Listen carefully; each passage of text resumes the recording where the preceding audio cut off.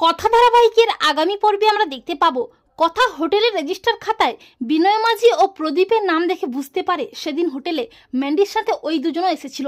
তারা বিনয় মাঝিকে ফোনটা করে, কিন্তু বিনয় মাঝি কোনো কথা না বলে ফোনটা রেখে দেয়। তখন কথা বলে, আমাদের বিনয় মাঝির বাড়িতে যেতে হবে, ওনার কাছ থেকে জানতে হবে সেদিন আসলে কি হয়েছিল। এরপর কথা বলে, প্রদীপ নামের লোকটির হাতের লেখাটা এত চেনা লাগছে কেন। অপরদিকে চিত্রা অগ্নি জামাগুলো ইস্ত্রি করে গুছিয়ে রাখে আর ম্যান্ডি নাক ডেকে ঘুমোতে থাকে।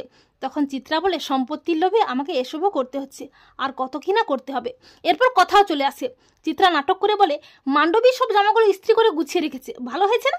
তখন কথা বলে, হ্যাঁ ভালো তো হয়েছে, কিন্তু মান্ডবী তোকে তো রান্না করতে হবে, পাচক মশাই তোর হাতে রান্না খেতে চেয়েছে। তা শুনে মান্ডবী তো আনন্দে লাফাতে লাফাতে রান্না করতে যায়। এরপর ম্যান্ডি অগ্নির জন্য লিভি চিকেন রান্না করে আনে। অগ্নি বলে, তুই? তখন ম্যান্ডি বলে, এভি তুমি তো আমার হাতে রান্না খেতে চেয়েছিলে। তখন অগ্নি মনে মনে ভাবে, ও এটা নিশ্চয়ই গোবর দেবীর প্ল্যান। এরপর অগ্নিও ম্যান্ডির সাথে নাটক করে বলে, হ্যাঁ হ্যাঁ বলেছিলাম তো।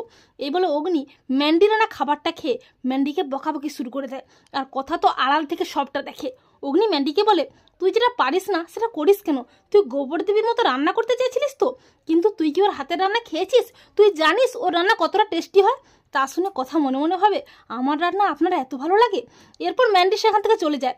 কথা এসে অগ্নিকে বলে, আপনি চিন্তা করবেন না পাচক মশাই, আমি আপনাকে নির্দোষ প্রমাণ করে ম্যান্ডিকে উচিত শিক্ষা দেবই। এই বলে কথা বালিশ হাতে নিয়ে অন্য ঘরে শুতে গেলে অগ্নি কথাকে বলে, দাঁড়া কথা, তোকে অন্য কোথাও যেতে হবে না, তুই এ ঘরে শুয়ে পড়। তখন কথা মনে মনে ভাবে, পাচক মশাই আপনি আমার মনের কথাটাই বললেন, এটাই তো আমি আপনার মুখ দিয়ে শুনতে চেয়েছিলাম।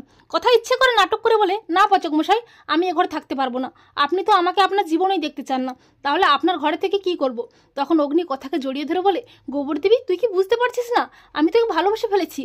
তো বন্ধুরা তোমরা এটাই চাও তো যে কথা যেন অগ্নিকে নির্দোষ প্রমাণ করতে পারে, আর অগ্নিও যেন বুঝতে পারে তার জীবনে কথার জায়গাটা ঠিক কোথায়। কমেন্ট করে জানিয়ে দাও তোমাদের মতামতটি।